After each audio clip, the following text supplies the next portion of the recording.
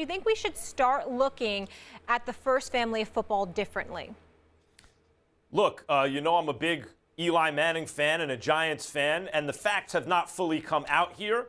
And a person's reputation is difficult to repair once it's been damaged if people speak recklessly about them. So I think the facts, should come out before people draw conclusions about what's happening. That said, the fact that it is even being reported, it's no crime that the Manning family likes money. They come from some money. Their father played, and they like to make it. I mean, you can't turn on the TV in the last 10, 15 years without one of the Manning brothers selling you something. Pizza, cars, insurance, whatever it is, they're selling you something all the time. And that's fine. Nothing wrong with that. What the problem is here for Eli is that there's a sense that there's a racket going on. That, what's being reported is that he's making money and not delivering the goods, or somehow potentially the charge, I guess, would be defrauding people. And because he makes so much money playing football and with legitimate advertising, et cetera, at a certain point, people are going to say, wait a minute, why is there even a whiff of a racket around this guy?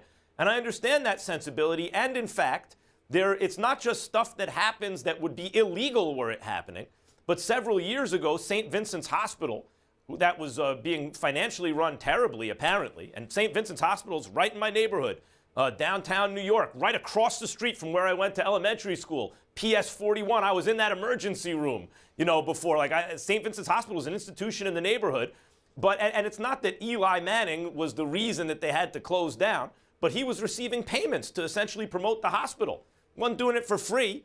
He was getting paid a good amount of money. And ultimately, he said he'd forego the last $500,000 they owed him because they were in debt like $700 million, some crazy number, and eventually had to close down. And there was criticism at the time. Well, it's nice that you're giving up $500,000, but that's a lot of money. How much money have you already gotten from this hospital when you've essentially been advertising, when you have been advertising for them? And why are you taking money from a hospital, even if it's $1 million or whatever it is, and that's a lot of money, when you have a contract for $100 million? So it does add, without trying to smear someone and without attacking their reputation before the facts come out, it does add to an overall sense in the Manning family that they're very interested in earning a lot of money, and this is not a good look.